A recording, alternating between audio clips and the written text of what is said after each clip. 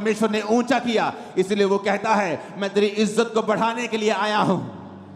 जब आप Jesus Christ को अपना उद्धारकर्ता ग्रहण करते हैं, इसलिए मैं कहता हूं, अगर आप धर्म का चश्मा लगाकर यहां पर आए हैं तो आप यीशु मसीह के वचनों को ग्रहण नहीं कर पाएंगे। अगर आप अपने पास्ट को साथ लेके आए हैं कि मैं तो उस धर्म का हूं, मैंने ये नाम लिया हुआ है, फिर आप यीशु मसीह के वचन को आप इस ग्रहण नहीं कर पाएंगे।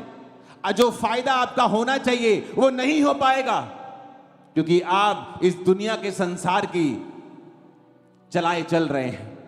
वचन कहता है जो लोग अंधियारे में चल रहे थे उन्होंने बड़ा उजाला देखा, जो घोर अंधकार से भरे हुए मृत्यु के देश में रहते थे उन पर ज्योति चमकी।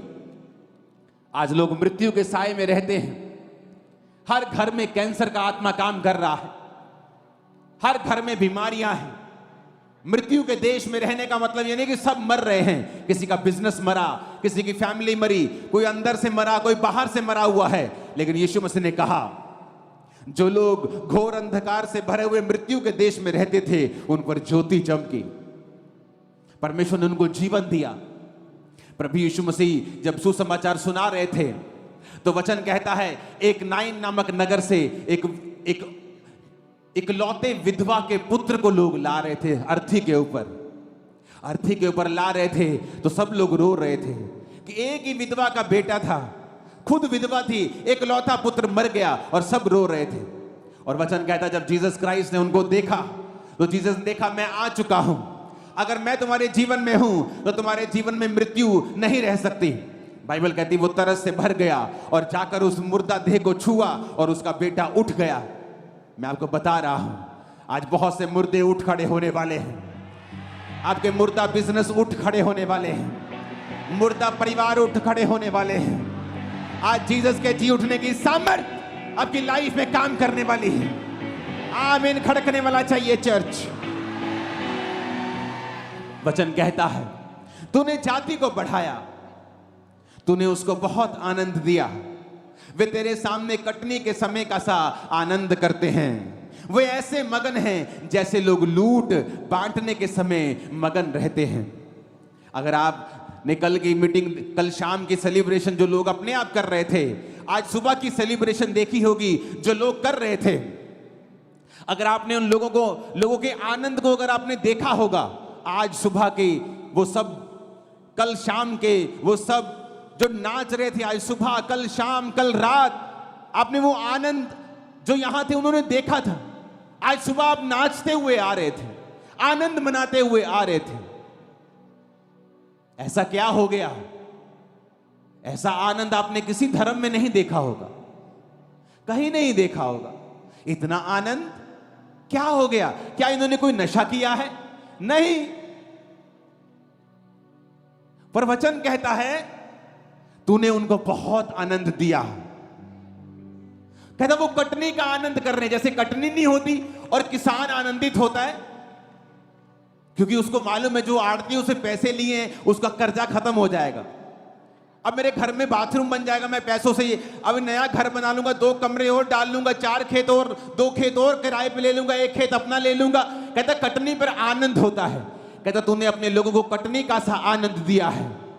अगर आप लोगों को देखें आनंद मनाते हुए, यहां पर लोग डांस कर रहे हैं मॉर्निंग से, कल रात से वो आशीष में नाच रहे हैं, झूम रहे हैं। क्यों?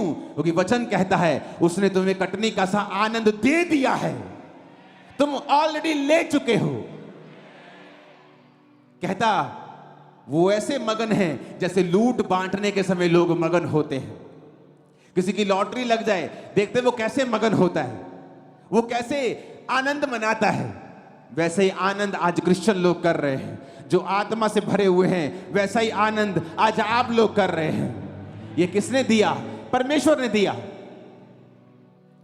2004 से मैं क्रिसमस मना रहा हूं, मैं वैसे ही आनंदित रहता हूं 2004 से ही। तब मैं चंगा नहीं हुआ था अभी, लेकिन फिर भी आनंदित था क्योंकि मेरे को मालूम था मैं ऐसे परमेश्वर के पास आ गया हूं जो मुझे चंगा कर सकता है। अगर मेरी बीमारियों से मुझे उसने आजाद कर दिया है, मेरे नशों से मुझे आजाद कर दिया है, उस नशे से कोई मुझे आजाद नहीं कर पाया। सुबह 12 बजे नशा छोड़ता था, नहीं करता था 12 बजे तक, तो फिर घूमता था।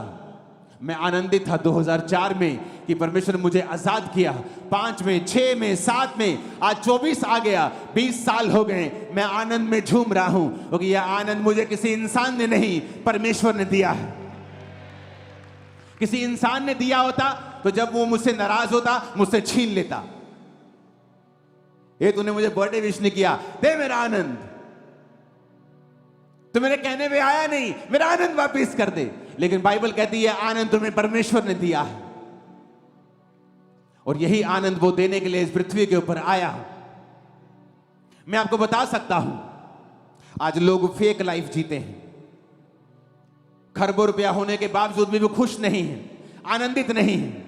लेकिन आज देखो, आप आनंदित हो, मैं आनंदित हूं अपनी जिंदगी से। अब आप आनंदित हैं क्योंकि ये आनंद हमें परमेश्वर ने दिया है।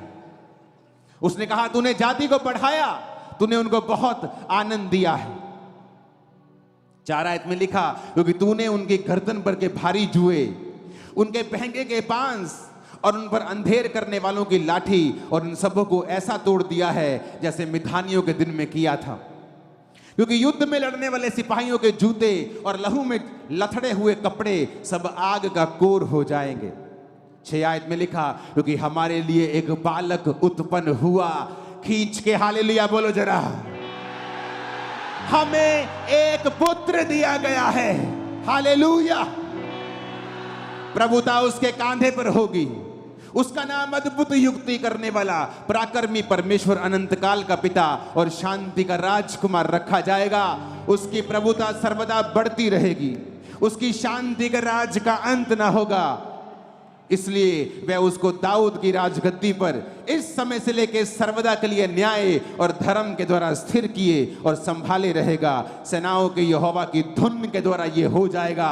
ऊंची आवाज से बोलो हालेलुया। वचन में लिखा है, यशाया उसके 2 और उसकी 4 आयत में कहता है, जाति जाति का न्याय करेगा, देश देश के लोगों के झगड़ों को मिटाएगा। वे अपनी तलवारें पीट कर हल के फाल और अपने भालों को हंसियां बनाएंगे। तब एक जाति दूसरी जाति के विरुद्ध फिर तलवार न चलाएगी, ना लोग भविष्य में युद्ध की विद्या सीखेंगे। कैसे ये दुनिया आज 400 करोड़ क्रिश्चियन लोगों से भरी हुई है, क्योंकि हमारा परमेश्वर ये सिखाता है कि तुम्हें तलवार चलाने की जरूरत नहीं है। कहता भविष्य में तुम तलवार की शिक्षा नहीं सीखोगे। आज कोई आपका विरोध करता है, चर्च कभी नहीं कहती तलवार ले जाओ और उन लोगों के खिलाफ खड़े हो जाओ। इसलिए हम 400 करोड़ हैं, आज के बाद 401 करोड़ हो जाएंगे। कहता भविष्य में लोग युद्ध की विद्या नहीं सीखेंगे, आत्मा से भरे हुए मिलेंगे। Hallelujah, hallelujah. परमेश्वर का वचन कितना शानदार है, तसल्ली देने वाला है। उसने कहा तुम्हारी गर्दन पर के जुए को वो तोड़ डालेगा, अंधेर करने वाले की लाठी जो तुम पर शैतान की बचती थी दुखों की, वो तोड़ डालेगा। जब सिर पर जुआ होता है, वो औरतों के जो पट्टे उठाकर चलती, कभी उनको देखा है? सिर पर पट्टों की पंड होती है, और जब वो कोई बोलता है कि बहन जी कितना, वो ऐसे आंखों से देखती है कि ठीक है जी, क्योंकि वो ऊंचा नहीं देख सकती, इधर नहीं, गर्दन नहीं घुमा सकती। जीसस ने कहा वो तुम्हारे जुए को तोड़ डालेगा। उसका वचन कहता है जो जुआ तुम्हारे सिर के ऊपर है, जो शैतान ने बीमारी का डाला, गरीबी का डाला, श्रापों का डाला, उसने कहा वो जुआ तुम्हारी गर्दन पर से वो तोड़ देगा। वो लाठी अंधेर करने वालों की जो तुम्हें मारती है, शैतान की लाठी, कि जैसे मैं कुछ अच्छा करने वाला होता हूं मेरे घर में बीमारी आ जाती। जैसे हम अपना घर बनाने लगते हैं, कोई एक्सीडेंट हो जाता है, हम कर नहीं पाते, ये लाठी है शैतान की। और परमेश्वर ने कहा हमें एक बालक दिया गया है, जो कोई उस बालक को ग्रहण करेगा कि वो हमारे लिए आया, परमेश्वर उस अंधेर करने वालों की लाठी को तुम्हारे जीवन से तोड़ देगा। वो जुआ जो तुम्हारे सिर के ऊपर है, जो तुम्हें ऊंचा नहीं देखने देता, परमेश्वर कहता मैं उसे तोड़ डालूंगा। आज वो सारे जुए टूट जाएंगे, आज वो सारी लाठियां टूट जाएंगी यीशु मसीह के नाम में। आमीन। ऊंचा चाहिए। Hallelujah, hallelujah. ये वचन जो मैं आपको सुना रहा हूं, ये जीसस क्राइस्ट के जन्म से 700 साल पहले का सुना रहा हूं। अभी तक यीशु मसीह जन्मे भी नहीं थे और ये 700 साल पहले सब बातें यशाया नबी के द्वारा लिख दी गई थी कि ऐसे ऐसा होगा, एक कुमारी गर्भवती होगी। यशाया 11 उसकी 1 से 10 आयत में लिखा है, यीशे के ठूंठ में से एक डाली फूट निकलेगी, उसकी जड़ में से शाखा निकलकर फलवंत होगी। यहोवा का आत्मा बुद्धि समझ का आत्मा, युक्ति पराक्रम का आत्मा, ज्ञान और यहोवा के भय का आत्मा उस पर ठहरा रहेगा। किसकी बात वो कर रहा है? बोलो, जीसस क्राइस्ट की बात हो रही है। यशाया 7 उसकी 14 आयत में लिखा है, इस कारण प्रभु आप ही तुमको एक चिन्ह देगा, सुनो, एक कुमारी गर्भवती होगी और पुत्र जनेगी और उसका नाम इमैनुअल रखेगी। जो लोग सवाल उठाते थे कि इमैनुअल ये कैसे हो सकता है, जीसस क्राइस्ट ये कुंवारी के पेट से, कोई कुंवारी कैसे गर्भवती हो सकती? बाइबल कहती है ये यीशु मसीह के जन्म के 700 साल पहले लिखा गया था कि यहोवा तुमको एक चिन्ह देगा कि जो दुनिया का उद्धार करता आएगा धरती के ऊपर, वो संपूर्ण मनुष्य होगा लेकिन आदमी के बीज से पैदा नहीं होगा। वो संपूर्ण मनुष्य भी होगा और संपूर्ण परमेश्वर भी होगा, लेकिन वो सिर्फ स्त्री के बीज से, स्त्री के वंश से पैदा होगा। इसीलिए परमेश्वर ने आदम और हवा को कहा था, हवा को बोला था कि सांप तेरी एड़ी को डसेगा। उसका वंश जब पैदा होगा वो उसकी एड़ी को, सिर्फ औरत के वंश के बारे में परमेश्वर ने बात की। जीसस के अंदर जो ब्लड था वो परमेश्वर का था, इंसान के बीज से वो पैदा नहीं हुए थे। और ये 700 साल पहले लिखा गया था कि देखो परमेश्वर तुमको एक निशानी देगा, एक कुमारी गर्भवती होगी और पुत्र जनेगी। ऊंची आवाज से बोलो हालेलुया। और उसका नाम इमैनुअल रखेगी।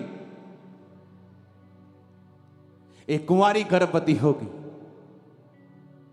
उसका नाम इमैनुअल रखेगी।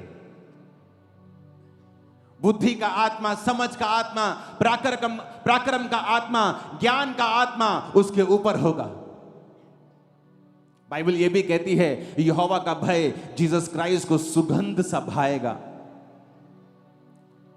वो यीशु मसीह परमेश्वर के भय में चलेगा, अपने लोगों के लिए जान देगा, मारा जाएगा, गाड़ा जाएगा और तीसरे दिन मुर्दों में से जी उठेगा। और बाइबल कहती है दुनिया की हर जाति, इस दुनिया की धरती की हर जाति, हर धर्म के लोग उसको फॉलो करें। एक बड़ी भीड़ उसको फॉलो करेगी। यीशु मसीह तुम्हारे लिए आए, मेरे लिए आए। दुखी रहने का कोई भी कारण अब नहीं है और सारे दुख आपकी लाइफ से आज यीशु मसीह की इस हजूरी में मैं श्रापित करता और निकालता हूं यीशु मसीह के नाम में। आमीन। ऊंचा ये आशीष हमारी है। Hallelujah, hallelujah. परमेश्वर ने कहा भविष्य में वो तलवार फिर नहीं सीखेंगे। आज लोग जब बोलते हैं ओए तुम इस समय क्रिसमस मना रहे हो, तुम्हें नहीं पता इस समय नहीं मनाना, हमारे धर्म में ये चल रहा है, वो तो ये बात हो गई कि किसी व्यक्ति के घर में कोई मर जाए और वो अपने पड़ोसी को जाके बोले कि तू शादी में क्यों डांस कर रहा है, मेरे घर में कोई मर गया, तू रो नहीं सकता? और बोले भाई मेरे घर में शादी है, मैं कैसे रो सकता हूं? और कोई ऐसा कहे कि शादी वाली बारात किसी घर से करके सामने से निकल रही हो और उस घर में कोई मरा हुआ, वो आके बोले ए हमारे साथ डांस कर, बोलेगा भाई मैं तेरे साथ डांस नहीं कर सकता, मेरे घर में मौत हुई है। तो क्या भला है, रोने वाला अपना काम करे, वो रोता रहे, हंसने वाला हंसता रहे।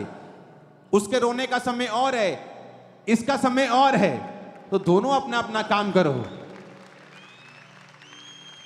तो जीसस ने कहा भविष्य में तलवार की विद्या तुम नहीं सीखोगे। नहीं तो हम भी तलवार चलाते कि तू कैसे कह सकता है कि हम परमेश्वर के जन्मदिन को ना मनाएं, जो हजारों सालों से दुनिया मनाती आ रही है। सबसे पुराना यहूदी धर्म है, तुम कैसे रोक सकते हो हमें? लेकिन जीसस ने कहा लोग तलवारों को पीट पीट कर उन्हें और यंत्र बना लेंगे, क्योंकि उन्हें तलवारों की जरूरत नहीं पड़ेगी। आपके घर में शादी है, आपके घर में कोई मर जाए तो आप शादी वाले बंदे को रोक नहीं सकते कि हमारे घर में कोई मर गया तुझे रोना पड़ेगा। वो बोलेगा भाई तेरे घर में मरा तू रो, मेरे घर में मेरी बेटी की शादी तो मैं तो डांस करूंगा। हाँ मुझे तेरे मरने का दुख है, लेकिन मैं अभी अपने घर में बिजी हूं। अगर वो सभ्य आदमी होगा सामने वाला तो बोलेगा ठीक है, सही बात है, तुम अपना करो मैं अपना करता हूं। लेकिन अगर मूर्ख होगा वो बोलेगा नहीं। लेकिन जीसस ने क्या कहा? भविष्य में लोग युद्ध की विद्या नहीं सीखेंगे। वो आप लोगों को कह रहा है। इसलिए हम ये कहते हैं जब लोग आपका विरोध करते हैं कि डोंट वरी, जो लोग विरोध करते हैं वो भी चर्च में होंगे एक दिन, परमेश्वर के वचन को जान चुके होंगे, उसके प्रेम को समझेंगे कि प्रभु यीशु मारने काटने के लिए नहीं, वो जोड़ने के लिए, बचाने के लिए, तुम्हारे जीवन को जीवन देने के लिए वो आए हैं। आमीन आमीन। यशाया उसकी 6 आयत को हम 11, यशाया 11 उसकी 6 आयत को पढ़ेंगे।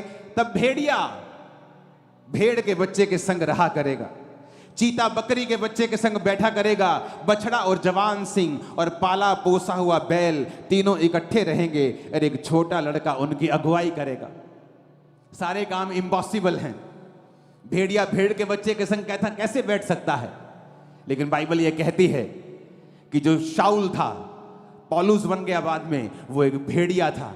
कलीसिया को भेड़ की तरह, भेड़ के बच्चों की तरह वो काट रहा था, मार रहा था। लेकिन जीसस ने कहा अंत के दिनों में भेड़िया भेड़ के बच्चे के संग बैठा करेगा। जब परमेश्वर ने पौलुस के ऊपर, जो शाऊल था, अपना आप जाहिर किया, तो वही भेड़िया फिर भेड़ के बच्चों के संग बैठता और उनको प्रचार करता था।